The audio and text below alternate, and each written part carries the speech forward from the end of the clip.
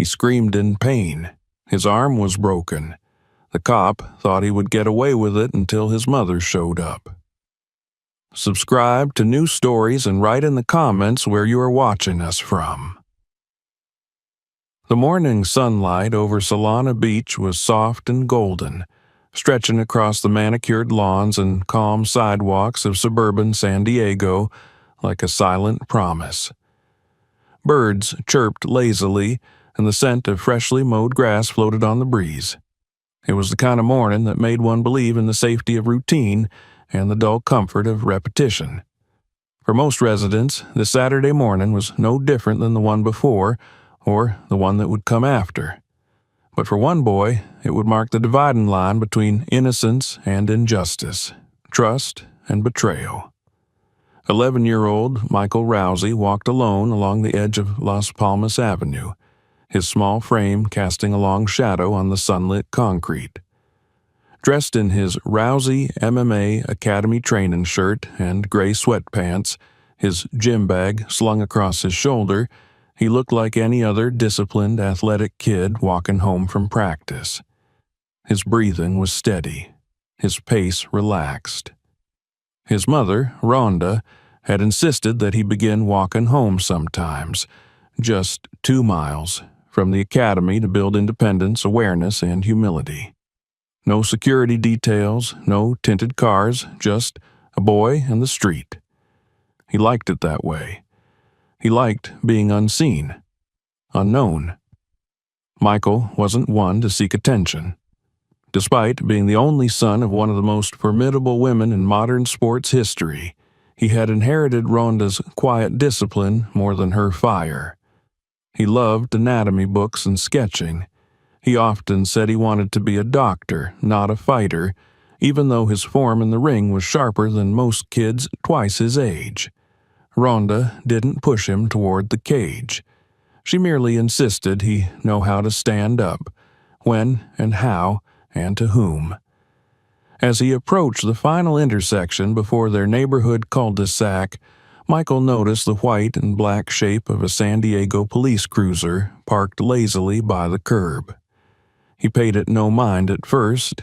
It was just there, a familiar part of city life. He adjusted the strap on his bag and kept walking, his eyes on the sidewalk. Then the cruiser pulled forward slowly, engine rumbling low. It crept alongside him, tires crunching against loose gravel. The window rolled down. "Hey, you!" The voice was deep and curt, sharp like a whip crack. Michael turned. A white officer, broad-chested with pale gray eyes, peered out from behind mirrored sunglasses. His nameplate read, T. Kessington. "You live around here?" the officer asked. His voice carried that practiced authority tinged with suspicion, less question, more accusation. Michael nodded politely. "Yes, sir, just 2 blocks that way." Kessington didn't move. "You got ID?" Michael hesitated, startled by the question.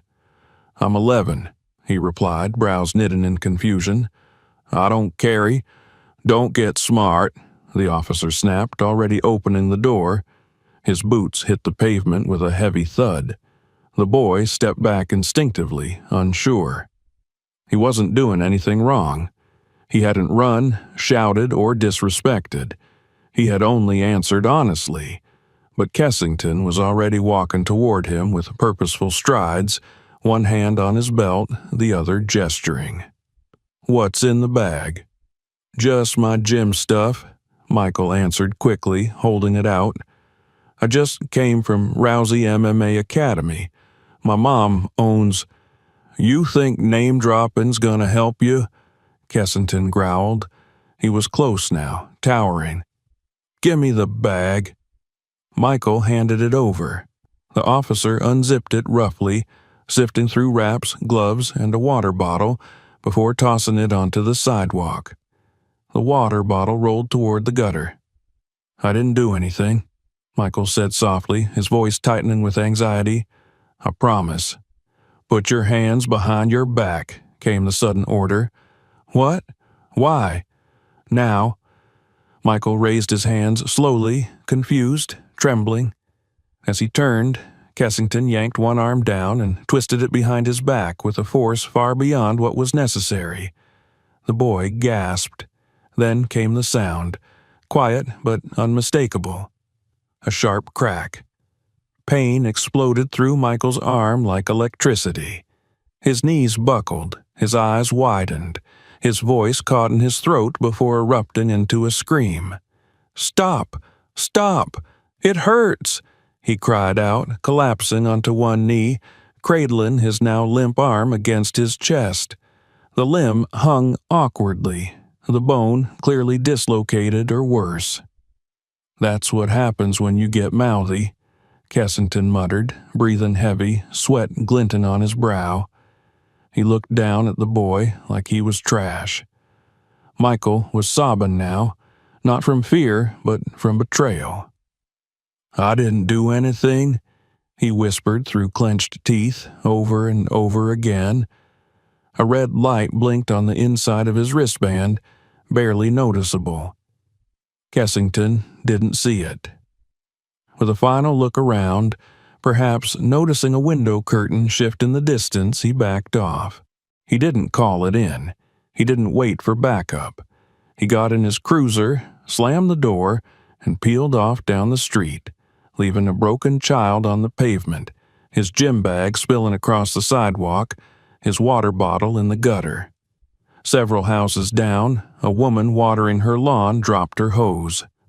Another man stepped out from a garage, phone already recording. Someone shouted, "Is he okay?" And another yelled, "Call 911." But Michael couldn't answer. He curled into himself, cradling his ruined arm, gasping for breath. The blinking red light continued to pulse, silent, efficient, a signal, a code only one person in the city recognized. Back at Rousey MMA Academy, the alarm buzzed quietly on a private panel mounted inside the front office. It was a custom build, designed by one of Ronda's former teammates and military combatives. Only one device could trigger it. A wristband worn by Michael, programmed to ping location and emergency status if pressed for 3 seconds. Ronda Rousey had just finished going over a list of new students with her head instructor when the light blinked.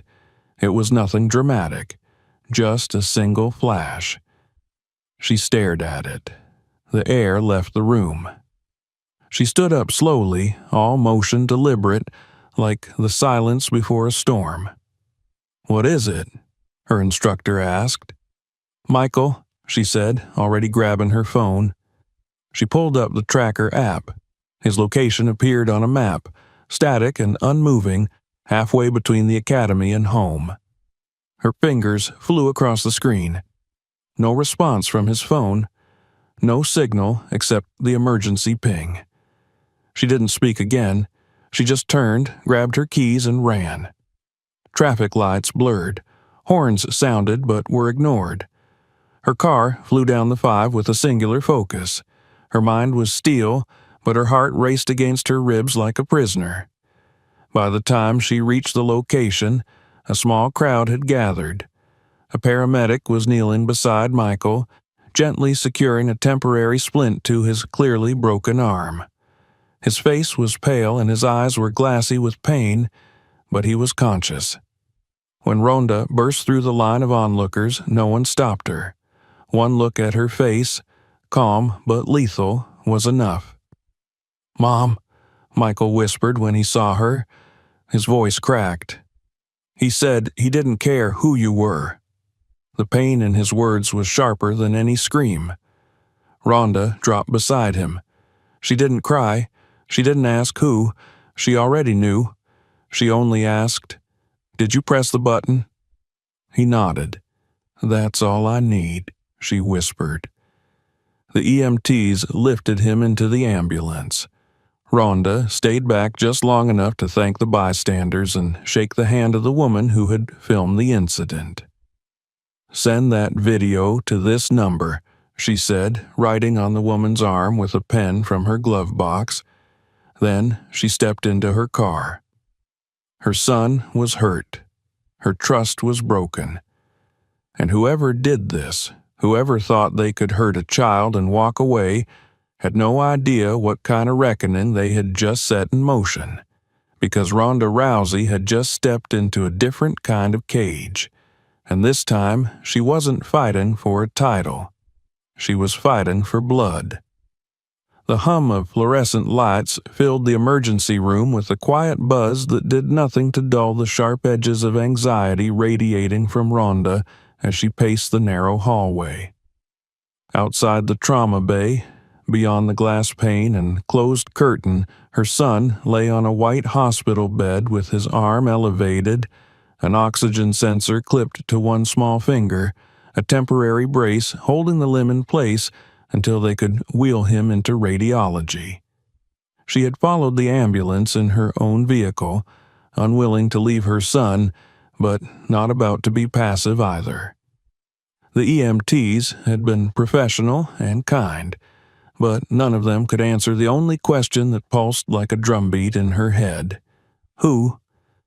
Ronda had seen many kinds of injuries in her life: clean breaks, spiral fractures, dislocations, internal bruising. This one wasn't accidental. It wasn't a child who tripped and landed wrong. The angle of the limb, the external damage, and the position of the bruises made it clear. Someone had twisted it with force. The thought made her stomach turn. She'd spent a lifetime learning to use her body as a weapon, but that knowledge made it all the more unbearable to imagine someone using theirs against her son. A nurse stepped out from behind the curtain with a clipboard and a weary expression. "He's stable," she said softly. "They're prepping him for X-ray. His pain level is high, but he's lucid. He keeps saying he didn't do anything wrong." Ronda's jaw clenched, her eyes narrowing. "He didn't," she replied, her voice like ice cracking. "I believe you," the nurse added, then lowered her voice. "We've had these cases before. No one ever wants to say it out loud, but—" She didn't finish. She didn't have to. "I want a copy of everything," Ronda said, already pulling out a notepad. "The admitting log, the name of the EMT team, any body cam footage if it exists. And I want the name of the officer who brought him in, if any." The nurse hesitated. There was no officer. Ronda blinked. "What do you mean?" "The ambulance was called by bystanders. They said the officer just drove off." For a moment, Ronda couldn't speak. Her hands curled into fists at her sides. The rage was no longer something beneath the surface. It was molten, ready to erupt. A police officer had assaulted her son and left him like garbage on a sidewalk. The nurse laid a gentle hand on Ronda's arm. "We're going to take good care of him. But if what he's saying is true, you need to report this." "I'm going to do more than that," Ronda said, her voice low. Minutes later, she stood at Michael's bedside. His face was pale, the pain medication only beginning to kick in. He looked at her with eyes that still held fear. That hurt more than anything. "He was a cop," he whispered. "I told him who you were. He laughed." Ronda sat beside him and placed a hand on his uninjured shoulder. "You did the right thing." "I pressed the button like you said," he murmured. She smiled faintly, brushing hair from his forehead. "That button just saved everything." Michael looked confused. "But he's gone." "No," she said quietly. "He's not gone. He just made a mistake he'll never recover from." When Michael was taken for X-rays, Ronda stepped out of the room and pulled out her phone. She made 4 calls in rapid succession. The first was to her longtime lawyer, Madison Grant, a hardline civil attorney known for her pit bull approach to police misconduct cases. The second went to Josie King, a respected investigative reporter at ESPN who owed Ronda a favor after the fighter had once saved her career from a tabloid scandal. The third was to Diego "Ghost" Ramirez, a former Marine and LAPD officer turned private security consultant. He had left the force after refusing to bury a complaint about excessive force. The fourth call was silent. Ronda didn't even say a word, just sent a single red exclamation point to a private group chat with her training partners and inner circle. Within seconds, responses began to pour in. What happened? Where? Who hurt him? By the time Michael returned from radiology, Ronda had already established the framework of a counteroffensive. She'd been on the receiving end of injustice before. She'd been told to stay quiet, to let it go. Not this time. Later that evening, while her son slept sedated and wrapped in sterile bandages and gentle whispers from kind nurses, Ronda sat in the waiting area of the hospital, reviewing every bit of information she could gather. A bystander had sent her a shaky video of the incident. It was grainy but damning, enough to show the officer's face, the use of force, and the moment Michael hit the pavement. The clip had already been viewed thousands of times online, but it hadn't yet gone viral. Ronda knew that would change. She opened her social media accounts, uploaded the video with the caption, "This is my son. He was walking home. A police officer broke his arm. We will not stay silent." Within 5 minutes, it had over 10,000 shares. Within 10, it hit national trending. Messages began flooding in. Some were from fans, some from mothers, some from people who had never even heard of her, but had children of their own. She ignored most of them. Instead, she focused on the incoming reports from Madison and Diego. The name came quickly. Officer Troy Kessington. Assigned to the northern San Diego district, previously suspended without pay 3 years ago for inappropriate conduct during a traffic stop involving a teenage black boy. Cleared internally. 2 other complaints buried. All the signs of a predator protected by a badge. Not this time, Ronda whispered. The next morning, she stood on the steps outside the hospital and gave a short, controlled press statement. She didn't cry. She didn't scream. She simply stated facts. My son, Michael Rousey, 11 years old, was assaulted by a police officer while walking home from practice. He was not resisting. He was not armed. He was not doing anything wrong. The officer used unnecessary force, resulting in a broken arm and emotional trauma. This officer has a documented history of excessive force. He was not disciplined. Now, he's hurt my child. I'm calling on the San Diego Police Department to release the body cam footage, the cruiser's dash cam, and all internal records. If they do not, we will obtain them through legal action. This is not about celebrity. This is about accountability. And I will not stop. The video of the press statement circulated alongside the original clip. It went viral. Hashtags formed. #Justice for Michael. #Ronda speaks. #Police brutality has a name. News outlets picked up the story. CNN, MSNBC, even Fox News ran segments. The image of Michael in a hospital bed, holding his mother's hand, his arm in a cast, became a symbol. Inside the San Diego Police Department, chaos brewed. Whispers spread through the hallways. Kessington had taken an unsanctioned patrol route. He hadn't filed a report. No body cam footage had been uploaded. When asked about the incident, he claimed the boy had fallen. No one believed him.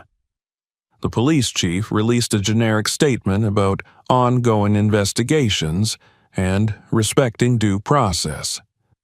Ronda responded with another public message. Due process wasn't respected when my son was left on the pavement. Meanwhile, Diego traced Kessington's movements. The officer had gone dark, taken sick leave. Rumors swirled that he'd fled town temporarily. But Ronda didn't care how far he ran. She wasn't after vengeance. She was after something deeper, an end to silence. She spent the following days between Michael's bedside and strategic meetings. Madison prepared a civil lawsuit. Josie published an expose detailing Kessington's pattern of abuse. Diego contacted his former colleagues for leads. Protests began forming in front of the police station. Not massive ones yet, but they were growing. College students, mothers, former victims, people who had been waiting for a voice strong enough to draw attention. By the end of the week, Ronda had enough evidence to file official charges and launch a public campaign. Her final act before striking would be finding Kessington's location. That opportunity came with a call from Diego. "He's hiding out at a motel 20 miles north. No cameras, fake name, but I've got confirmation." Ronda nodded slowly, eyes focused, breath calm. "Good. I want to speak to him. Alone." Diego hesitated. "You sure?" "I'm not going to touch him," she said, though the quiet steel in her voice left the statement open to interpretation. She hung up the phone and turned back to Michael, who was watching a cartoon on his tablet with his good hand. "Mom," he said, looking up. "Yeah, baby? Will he go to jail?" Her throat tightened. "He will," she said. "He'll answer for what he did." Michael looked back at the screen and whispered, "Good." Later that night, after he'd fallen asleep, Ronda stepped into the hallway and stood beneath the sterile hospital lights, her fists in her pockets. Her shadow stretched long on the floor beneath her, like something waiting to be unchained. She was ready, not as a fighter, not even as a mother, but as someone who had been pushed 1 inch too far. The motel stood on the outskirts of Escondido, a sun-faded structure flanked by a row of dying palm trees and cracked pavement. The sign buzzed weakly overhead, Vista Pines Inn, its neon letters missing a bulb or two, flickering like the pulse of something waiting to end. Ronda Rousey sat in her car just across the street, engine idling, windows rolled halfway down. Her eyes were fixed on room 12, the blinds drawn tight, a single dented SUV parked outside. The vehicle was registered to a shell company in Anaheim, standard protocol for someone trying to stay off the grid. She had spent the last 48 hours assembling a mosaic of Officer Troy Kessington's life. His patrol routes, disciplinary records, known associates, and now, thanks to Diego Ramirez, his exact location. He hadn't expected the walls to close so fast. He underestimated her. Most people did. They mistook her silence for compliance, but Ronda was never silent. She was simply calculating. She had arrived 20 minutes earlier, parking where she could observe without being seen. The sun was dipping low in the sky, casting long shadows that wrapped around the building like arms. Her phone buzzed beside her. Diego. The message was short. Still alone, registered under Ty Kent.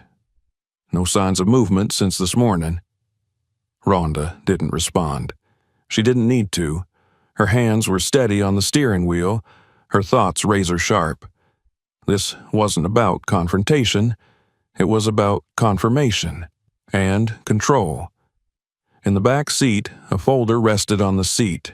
Internal affairs summaries, civilian complaint transcripts, a notarized affidavit from a former partner who had once seen Kessington shove a Latino teen against a fence hard enough to draw blood. All swept away under administrative review. Ronda had highlighted each line. She could recite them by heart. She wasn't just coming for him. She was coming for the pattern, for the silence that had allowed him to think he was untouchable. At exactly 6:34 p.m., the door to room 12 creaked open. Kessington emerged, dressed in civilian clothes, jeans, a navy hoodie, ball cap pulled low. He carried a duffel bag over one shoulder and clutched a styrofoam cup of motel coffee in the other. His gait was nervous, too fast, too unsure. His eyes scanned the parking lot with the paranoia of someone who had lost control of the narrative. Ronda slipped out of the car and crossed the street without a sound. Each step was purposeful, her body a model of quiet balance, like a predator tracking prey. He didn't see her until he reached his vehicle and dropped the bag to open the door. By then, it was too late.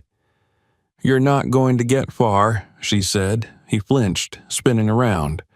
For a moment, he didn't recognize her. Then his mouth twitched and she saw the flash of recognition, followed by something uglier. Disdain.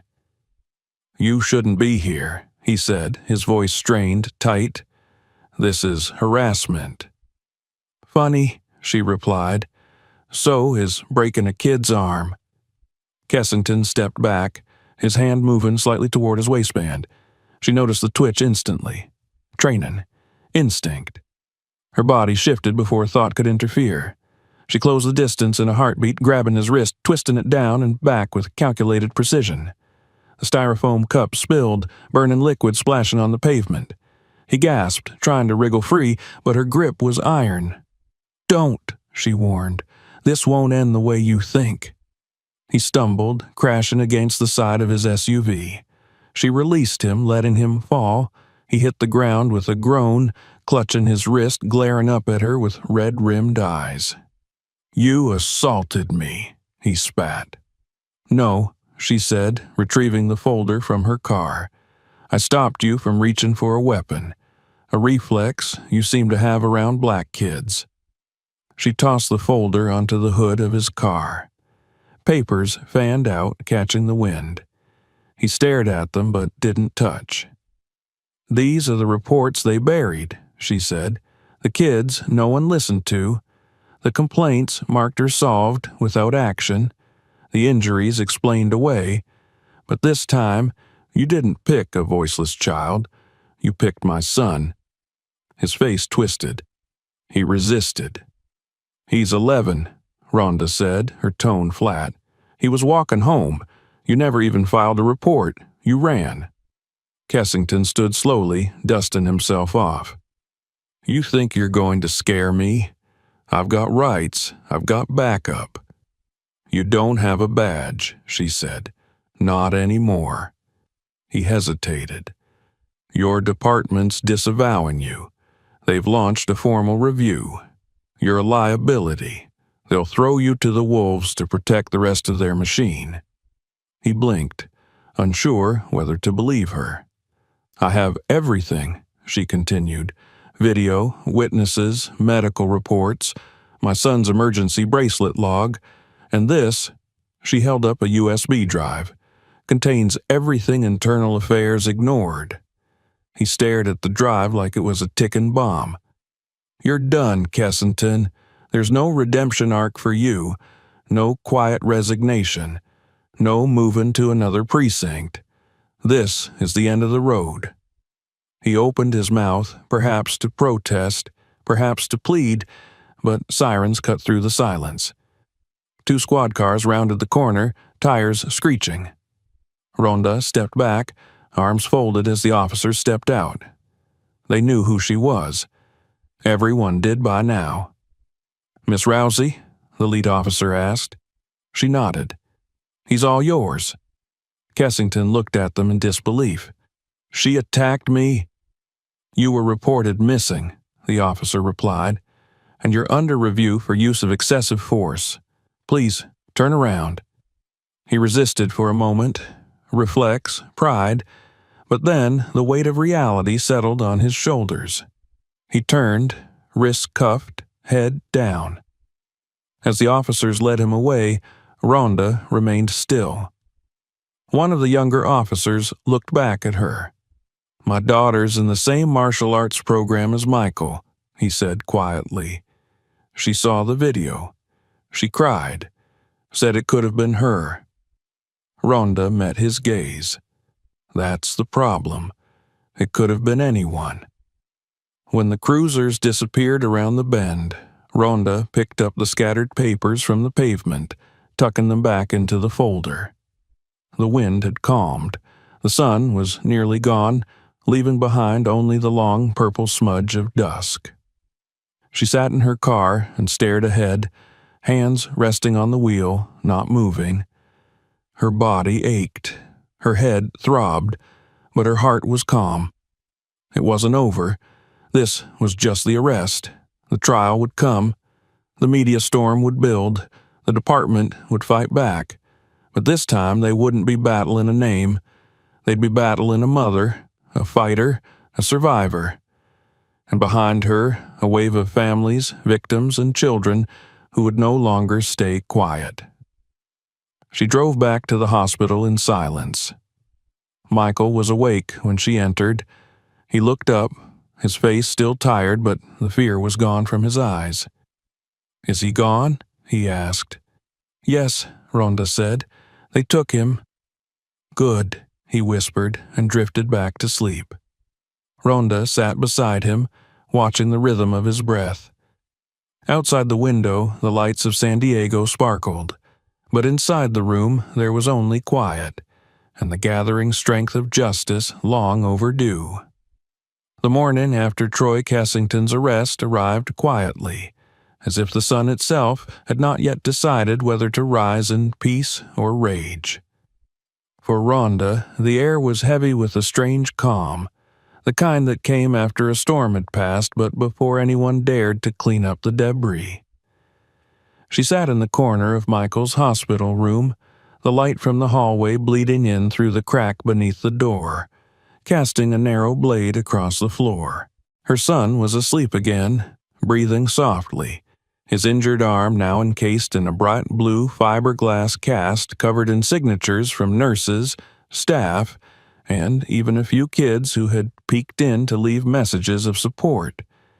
He hadn't asked many questions the night before, and she hadn't offered many answers. He only wanted to know that Kessington was gone, that the man who had twisted his body into pain no child should ever feel was behind bars. And when she said yes, he smiled, a small thing, fragile like sunlight on rain. But it was enough. Enough to remind Ronda that every next step had to matter. She stood up slowly, stretching out the tension in her shoulders, and checked her phone. It had been buzzing off and on all night, a relentless stream of messages, emails, missed calls, and news alerts. The arrest video had gone viral. Cell phone footage taken by a neighbor showed Kessington being handcuffed and led into the back of a squad car while Ronda stood still and silent, her face unreadable, the sealed folder pressed against her chest like a final judgment. No words were needed. The image alone became the front page of every major outlet by morning. #Justice for Michael was now a global trend. Celebrities had posted their support. Civil rights attorneys had reached out to her team, some with offers to assist, others with warnings of what would come next. Because the system, Ronda knew, didn't crumble quietly. It pushed back. And already the pushback had begun. The San Diego Police Department released a statement just after midnight. It was carefully worded, devoid of empathy, citing ongoing investigations and a commitment to transparency. But, between the lines, Ronda saw the familiar strategy: delay, discredit, deflect. They wouldn't defend Kessington directly. He was toxic now. But they would protect the uniform, the badge, the machinery that had allowed him to remain in power for so long. There were whispers, too, from sources within the department. Claims that Ronda had used force during her confrontation with Kessington, that she had threatened him, that she had taken justice into her own hands. The narrative was forming. She could feel it being stitched together by unseen hands desperate to pull her down. She knew it was coming. She'd seen it before, but she wasn't afraid. Instead, she got dressed in the quiet of the hospital restroom. She didn't wear black or gray. She chose blue jeans, a white-fitted blouse, and a simple navy blazer. Not a fighter's uniform, a citizen's, a mother's. Her hair was pulled back neatly, no trace of adrenaline or rage in her features. She looked like someone ready to speak, but more importantly, someone who had already acted. Downstairs, the hospital lobby was abuzz with reporters. They didn't shout questions this time. They stepped aside when she walked through, parting like water. She didn't look at them. Her eyes were fixed ahead. A car waited at the curb, her lawyer, Madison Grant, at the wheel. Inside, Madison handed her a tablet.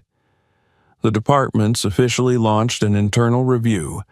Kessington's on unpaid leave, facing charges. But they're not going to let this be clean. They're trying to frame your encounter as vigilante justice. I figured, Ronda replied, scrolling through headlines. That's why I recorded everything. We may need to be proactive, Madison said. Get ahead of the smear campaign. Ronda didn't respond right away.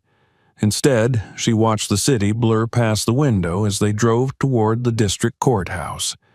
She could feel the momentum shifting, but momentum wasn't justice. Not yet. An hour later, they entered the courthouse side door, bypassing the press swarm. Inside, they met with Assistant District Attorney Carla Jennings, a woman with sharp eyes and a voice like polished steel. She had already reviewed the evidence and agreed to prosecute the case, but her demeanor betrayed caution. You need to understand, Jennings said. We're not just putting one man on trial. We're putting a culture under a microscope. That comes with risk. I'm not afraid of risk, Ronda said, but I'm done with silence. Jennings nodded. Then let's do this right. The charges against Kessington were finalized. Aggravated assault on a minor, abuse of authority, obstruction of justice. He would be arraigned within the week. The case would proceed to trial. And with that, the first real crack in the wall began to spread. Later that day, Ronda stood before a packed gymnasium at a community forum organized by local activists. She hadn't planned to speak, but when she saw the rows of parents holding photos of children, some injured, some gone, her feet moved of their own accord. She stepped to the microphone, the gym fallen into hush. My name is Ronda Rousey. Most people know me from fighting, but today I'm here as a mother. My son was walking home when a man in uniform broke his arm and left him on the street. That man thought he could get away with it.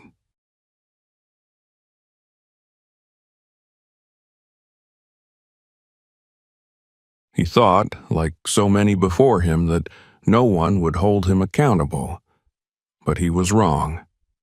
She paused, eyes sweeping the room. He was wrong because my son had a name.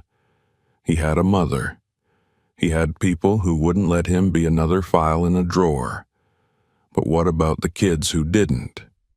What about the families who didn't have a camera or a platform? This isn't just about my son. This is about every family that's been told their pain doesn't matter. Every parent who's been forced to bury their child while the person responsible keeps their badge. The crowd was silent, hanging on her every word. I'm not asking for pity. I'm not asking for outrage. I'm demanding action. We don't need another round table. We need results, and I intend to get them. Applause erupted, not the kind born of spectacle, but of shared fury, shared hope. In the days that followed, Ronda began organizing. With the help of her team, she launched a national foundation, SHIELD, the Rousey Initiative for Youth Legal Defense, a network designed to provide legal support, emergency resources, and media advocacy for families affected by police violence. Donations poured in. Volunteers stepped up. The infrastructure of something powerful began to take shape. But with visibility came consequence. One morning, just before sunrise, Ronda was awakened by a phone call. Diego's voice was calm but clipped. "You've been flagged." "What do you mean?" "The department's initiated a review of your foundation. They're trying to paint it as a front. There's talk of federal inquiries." Ronda sat up, the room suddenly colder. "Let them come." "They will, and they won't come quietly."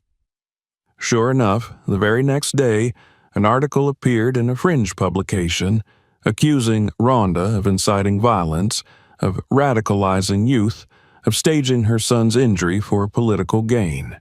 It was laughable, easily disprovable, but it was the opening salvo of a broader attack. She called a press conference that afternoon. Standing in front of a banner for her foundation, with Michael beside her, she addressed the cameras with unwavering clarity. "They're afraid, not of me, not of my foundation. They're afraid of change, of the world we're building, where no child has to beg for mercy from someone sworn to protect them. But let me be clear, we're not going anywhere. You can slander me. You can investigate me. But you cannot silence me." Michael looked up at her, his unbroken hand gripping hers. That night, the Foundation's website crashed under the weight of visitors. Messages poured in. Stories, cries for help, declarations of solidarity. The movement was no longer hers alone. It belonged to everyone who had been bruised and broken and told to forget.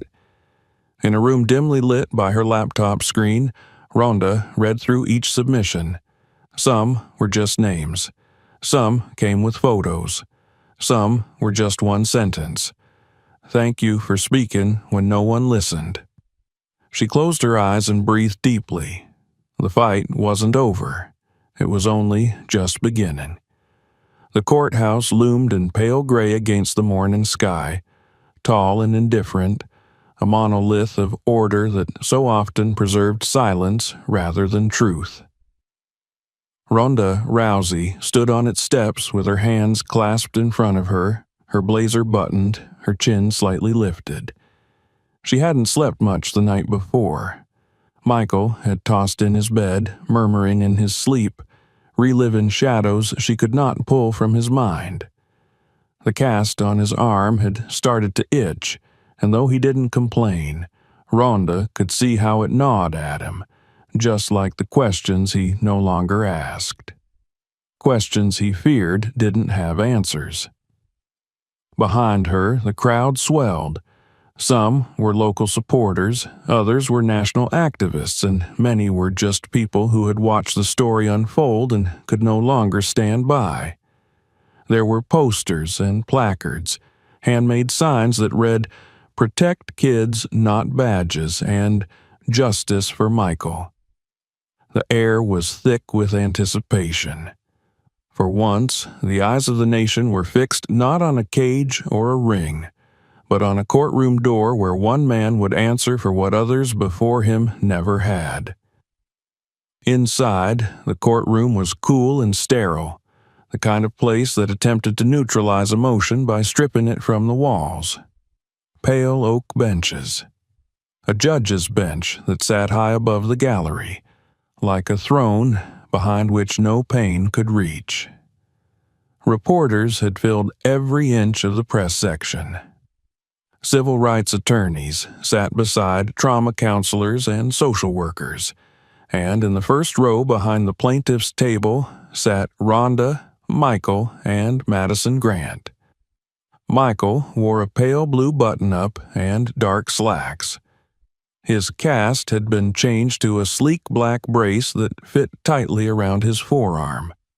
He sat straight, quiet, but his eyes were alert, searching, aware. Across from them at the defense table, Troy Kessington looked nothing like the man who had once stood smug in uniform.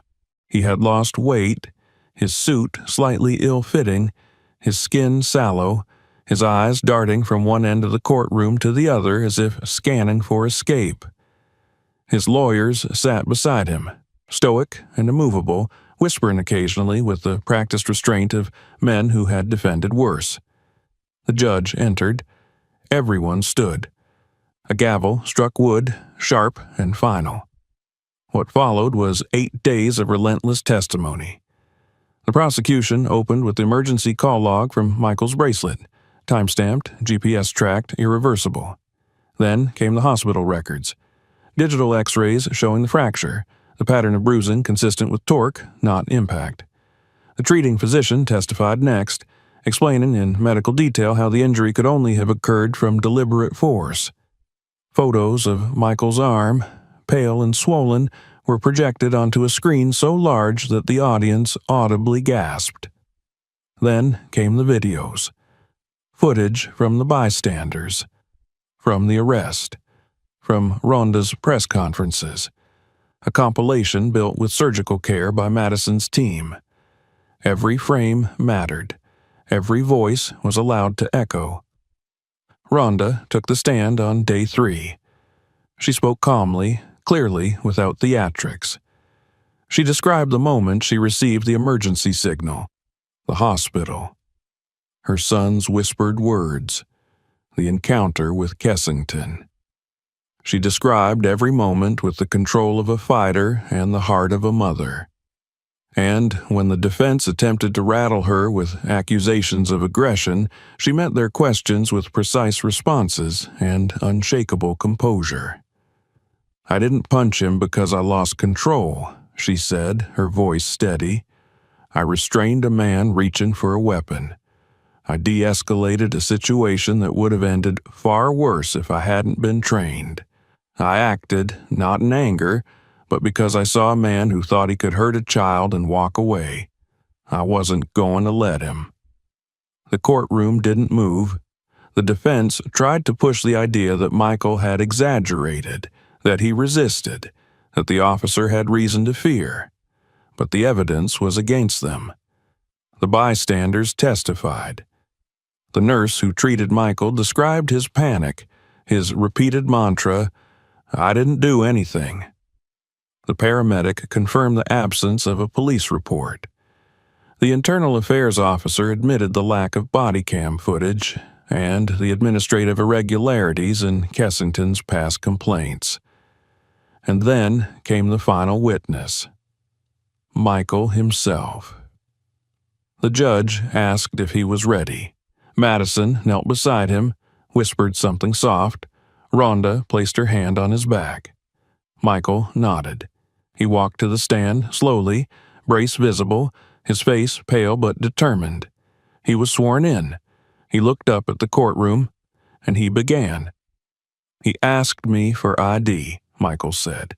"But I'm 11. I told him that. I told him my name. I told him who my mom was." He laughed. Then he grabbed my wrist and twisted it. I heard it crack.